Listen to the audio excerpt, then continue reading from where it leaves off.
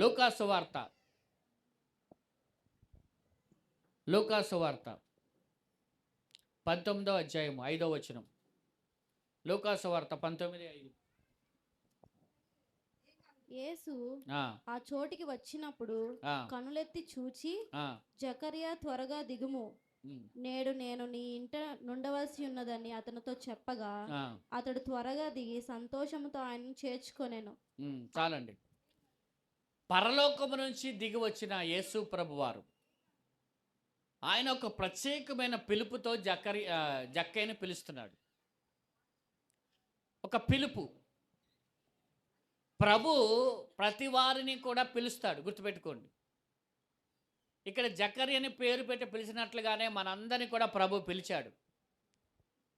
2 రకాలైన పిలుపులు ఉన్నాయి. మనిషికి 2 రకాలైన పిలుపులు దేవుడు పిలుస్తాడు. ఒకటి, సమస్త జనులారా నా యొద్దకు రండి, మీకు విశ్రాంతి కలగజేస్తానని ఒక పిలుపు. రెండవ పిలుపు, నరులారా తిరిగి రండి అని మరలా పిలుస్తా ఉన్నాడు. 91 కీర్తన. ఒకటి మొదటి పిలుపు కాగా, రెండవది అంతమ పిలుపు. అందుకే అంటాడు, పిలుపు అందుకొని వెళ్ళిపోయారంట. ఎక్కడికి వెళ్ళిపోయారు? పరలోకపు పిలుపు అందుకొని వెళ్ళిపోయారు అంటారు. అక్కడ బ్యానర్ కూడా రాస్తారు, పరలోకపు యొక్క పిలుపు.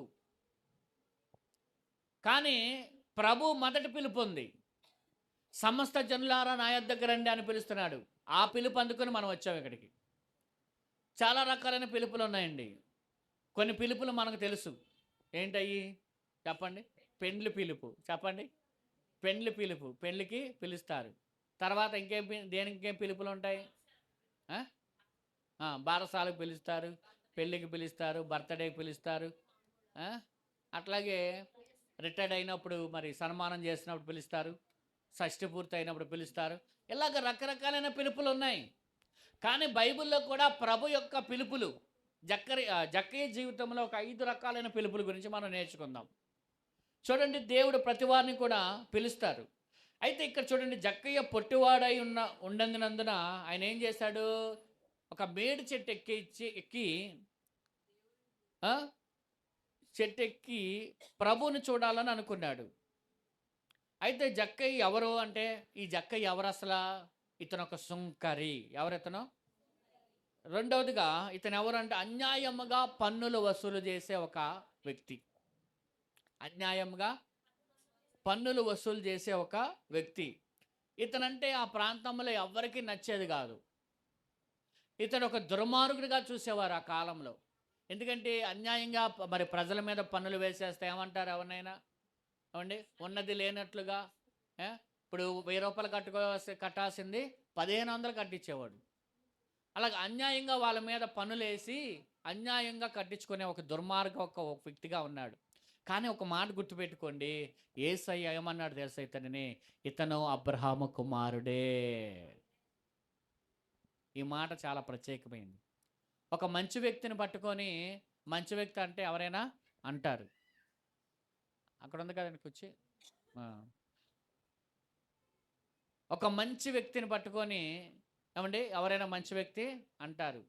కానీ ఒక దుర్మార్గుని పట్టుకొని ఏమంటున్నాడు తెలుసా?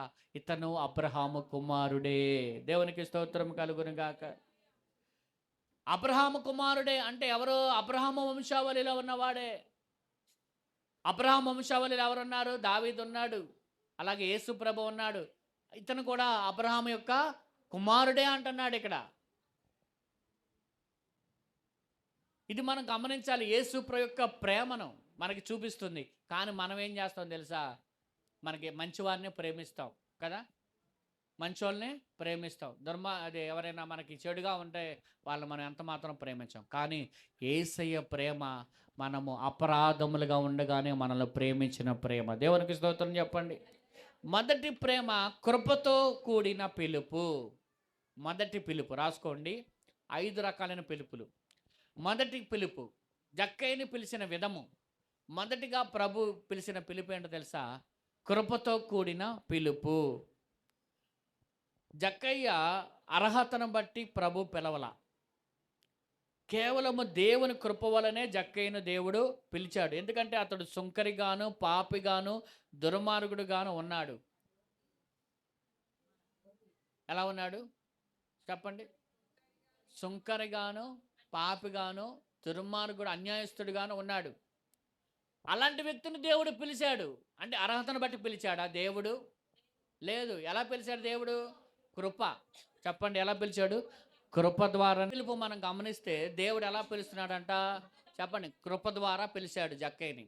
ఎందుకంటే జక్కయ్యని యేసుప్రభు ఎవరో? దేవుని కుమారుడు. యేసుప్రభు ఎవరో? పరిశుద్ధుడైన దేవుడు. కానీ పిలిచింది ఎవరని? ఒక పాపి అయిన వ్యక్తిని, ఒక సుంకరైన వ్యక్తిని, ఒక అన్యాయస్తుడైన వ్యక్తిని పిలుస్తున్నాడు ఇక్కడ. అంటే ఈ పిలుపు మనం ఎలా అర్థం చేసుకోవాలంటే దేవుడు జక్కయ్యని పిలిచిన విధం ఎలా ఉందంటే కృప ద్వారా పిలిచాడు. ఎలా పిలిచాడు చెప్పండి? ఇప్పుడు మనందరినీ దేవుడు ఎలా పిలిచాడు? కృప ద్వారానే పిలిచాడు. రోమాపత్రికలో చెప్పబడినట్లుగా మనందరం కూడా అపరాధముల చేత, పాపముల చేత చచ్చిన వారమై ఉన్నాం. వాక్యం ఏం చేస్తుందంటే అపరాధాలు, పాపాలు కలిగిన వారు చచ్చిన వారితో సమానం. అలాంటి వారిని దేవుడు ఎలా పిలిచాడంట చెప్పండి? అందరూ కూడా కృప ద్వారా పిలిచాడు. చూడండి రోమపత్రిక 3:24 చూడండి.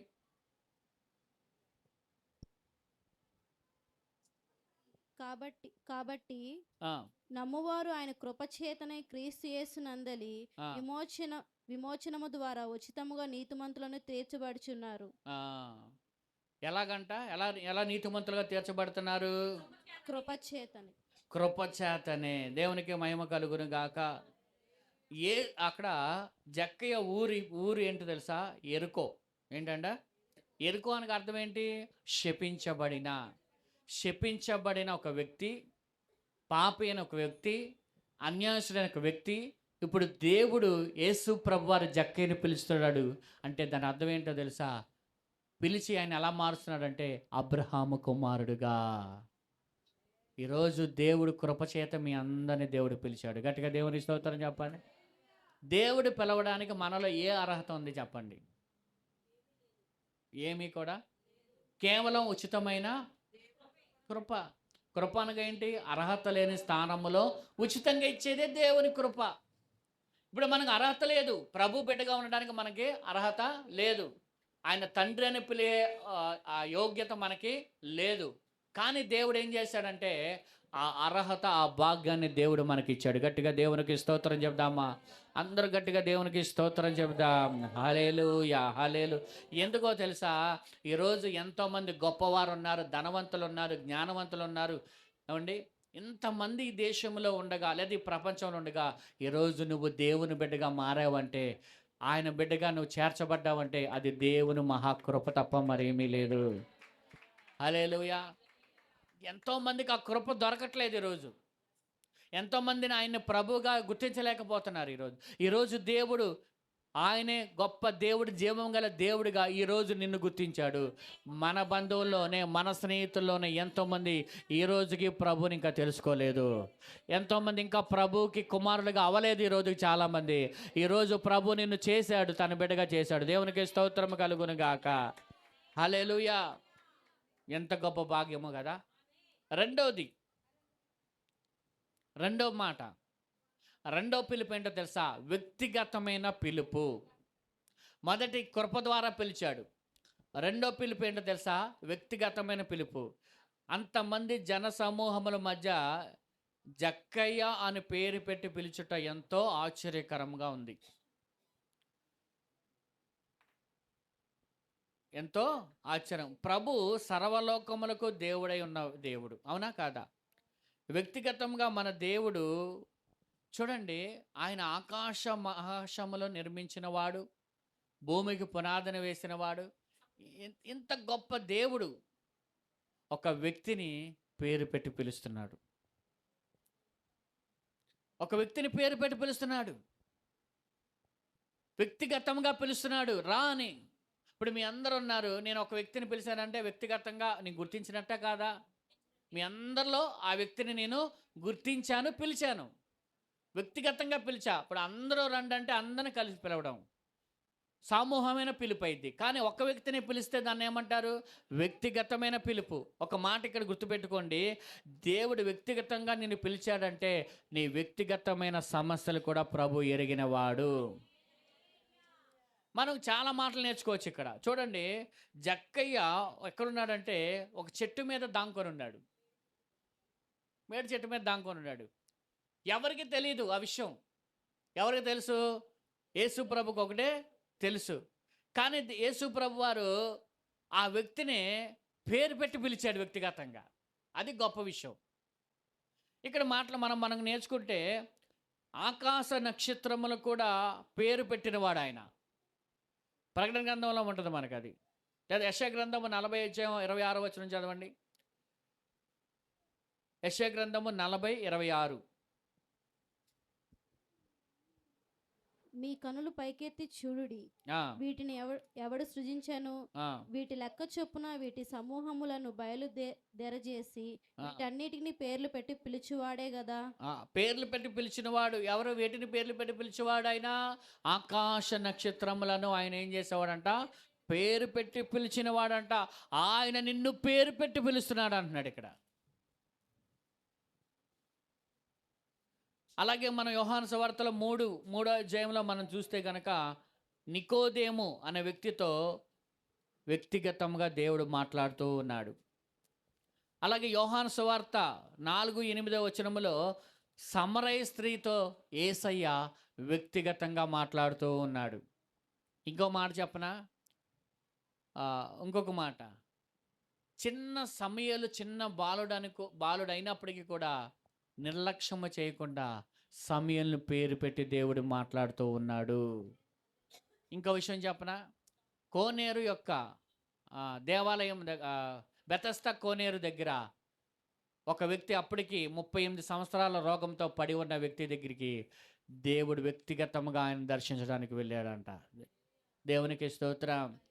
అంటే దేవుడు వ్యక్తిగతంగా నీకు ఎంత ప్రాధాన్యత దేవుడు ఇస్తాడో ఈ వాక్యాలన్నీ మనకు రుజువుపరుస్తూ ఉన్నాయి. దేవునికి స్తోత్రం.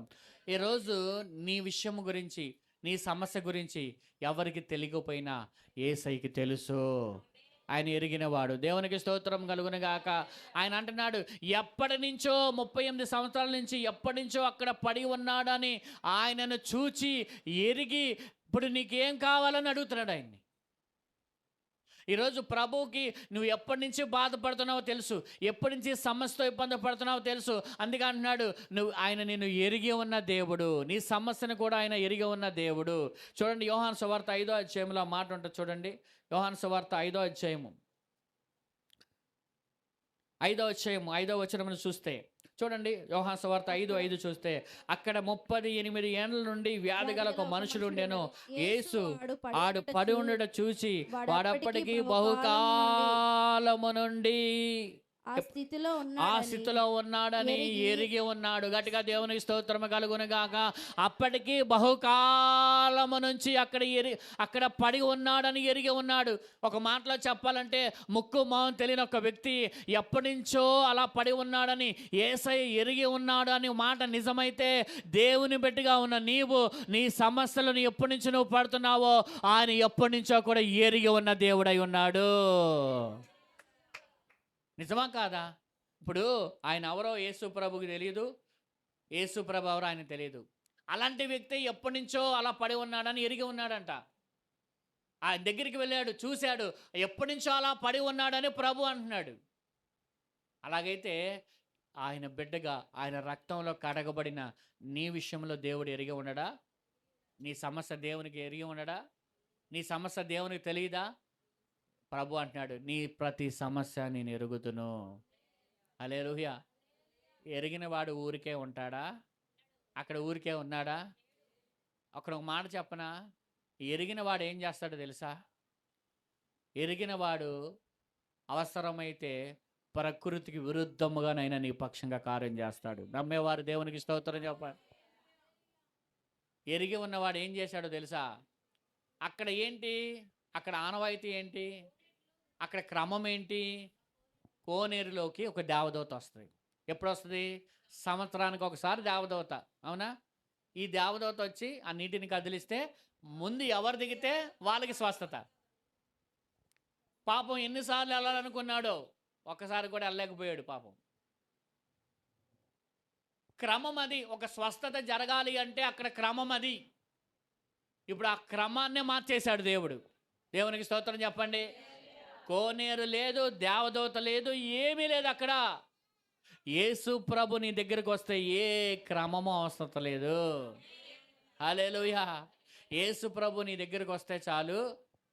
అక్కడ యేసు ప్రభు ఆయన దగ్గరికి వెళ్ళాడంట, చూశాడంట, ఎప్పటి నుంచో అలా పడి ఉన్నాడని ఎరిగి ఉన్నాడంట. తర్వాత అంటున్నాడు, ఏమంటున్నాడు? స్వస్థత. అది దేవునికి స్తోత్రం కలుగును గాక. ఆయన అంటున్నాడు, అయ్యా దేవదూత వచ్చేసరికి నేను ఇలా వెళ్ళేవాడిని, వెళ్ళలేకపోయేవాడిని, మళ్ళీ వెనక్కి తిరిగి వచ్చేవాడిని, ఇలాగని చెప్తున్నాడు. ప్రభు అంటున్నాడు, అందరూ ఒకసారి చూడండి, దేవదూత అవసరంలా, ఏ క్రమం అవసరంలా, నేను వస్తే చాలు నీ దగ్గరికి. ఈరోజు యేసయ్య నీ దగ్గర ఉంటే చాలు. దేవునికి స్తోత్రం. ఏ క్రమమో అవసరంలా, దేవుడిని స్వస్థపరుస్తాడు. హల్లెలూయా. యేసయ్యకి తెలుసు నీ పరిస్థితి, తెలుసు నువ్వు ఏ స్థితిలో ఉన్నావో ఆయన గుర్తిస్తున్నాడు. ఆయన గుర్తించగలిగిన దేవుడు. ఈరోజు నువ్వు ఆ సమస్యని ప్రభు వైపు చేతులెత్తి నువ్వు ఈ ఆరాధన అయిపోయేలోపు నువ్వు ప్రార్థన చేస్తే దేవుడు ఆ సమస్యకి విడుదలిచ్చును గాక. వ్యక్తిగతమైన పిలుపు. 1, కృపతో కూడిన పిలుపు. 2, వ్యక్తిగతమైన పిలుపు. దేవుడు వ్యక్తిగతంగా చాలా మనుషులు దర్శించాడు.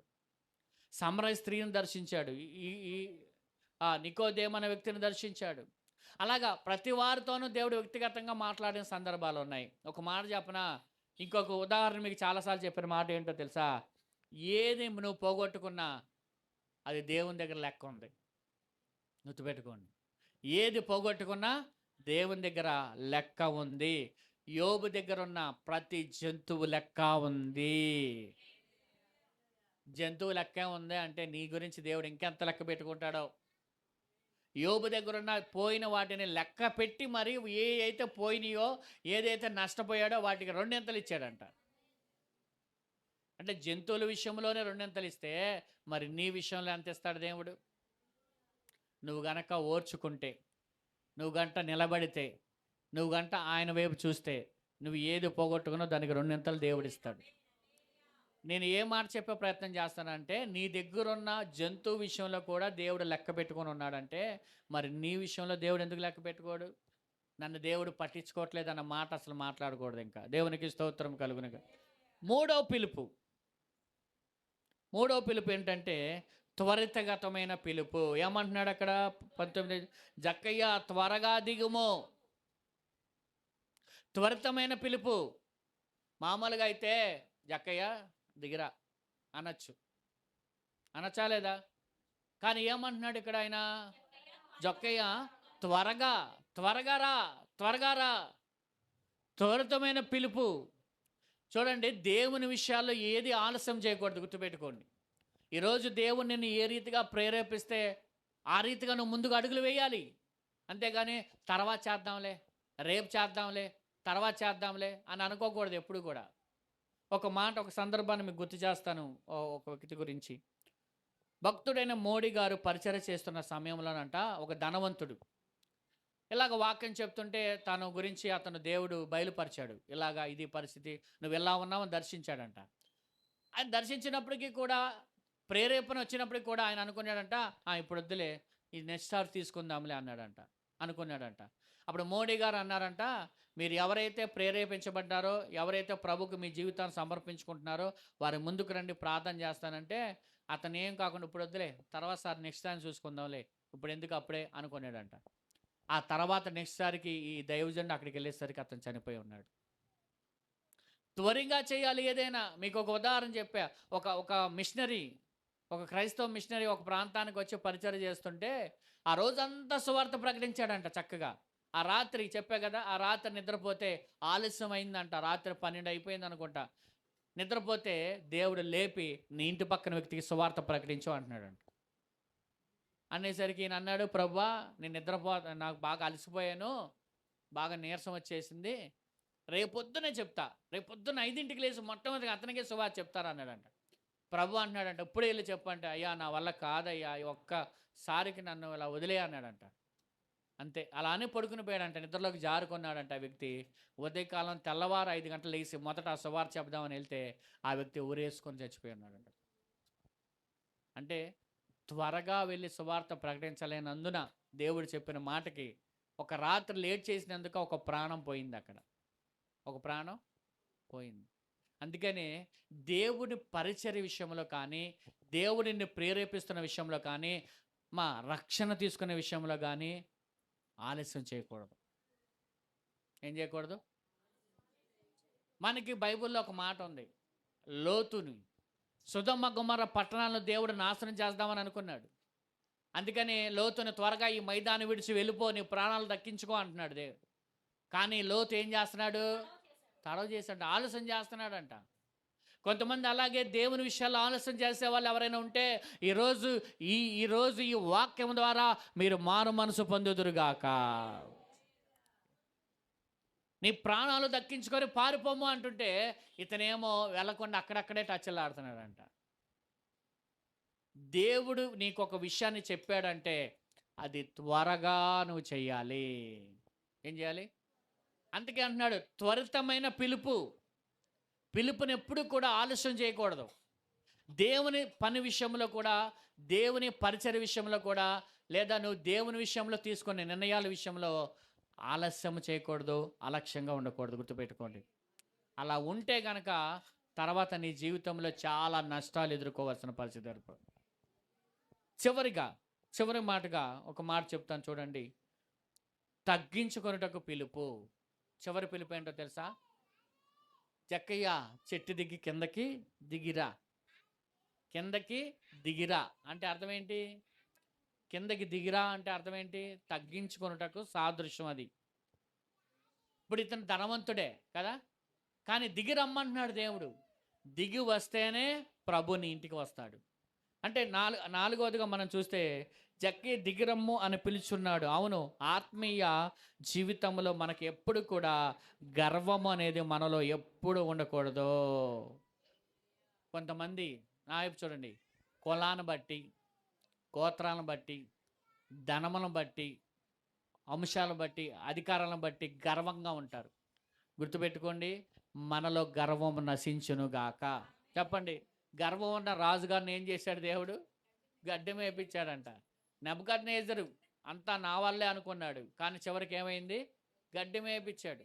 ఒక మాత్రం గుర్తుపెట్టుకోండి, అహంకారులను ఎదిరించి దీనులకు దేవుడు తన కృపనిస్తాడంట. అహంకారం మనలో ఉండకూడదు. దేవుని బిడ్డ చూడండి, యేసు ప్రభు ఎలా వచ్చాడు? దీనుడై. ఎలా వచ్చాడనా? గాడిద పిల్లను గాడిద మీద ఆయన ఎలా వచ్చాడంట? నీ రాజు దీనుడై గాడిద మీద వచ్చాడు. మరి ఆయనకే లేదు గర్వం, అహంకారం, మనకెందుకు? అవునా కాదా? ఒకటి చెప్పండి, మొదటి పిలుపు చెప్పండి. కృపతో కూడిన పిలుపు. 2, 3, 4. చూడండి, ఆ ఒక్క వచనంలో 4 రకాలైన పిలుపులు ఉన్నాయి. కాబట్టి మనందరం కూడా దేవుడు పిలిచిన పిలుపుకు తగినట్లుగా బ్రతుకుదుముగాక. హల్లెలూయా. 4 రకాలైన పిలుపు. ఈరోజు దేవుడు నిన్ను వ్యక్తిగతంగా పిలిచాడు, కృపతో పిలిచాడు. 3, త్వరగా నిన్ను పిలుస్తున్నాడు, అంటే ప్రతి విషయంలో త్వరపడాలి. 4వదిగా నిన్ను నువ్వు తగ్గించుకొని నువ్వు హెచ్చించుకోవాలి. హల్లెలూయా.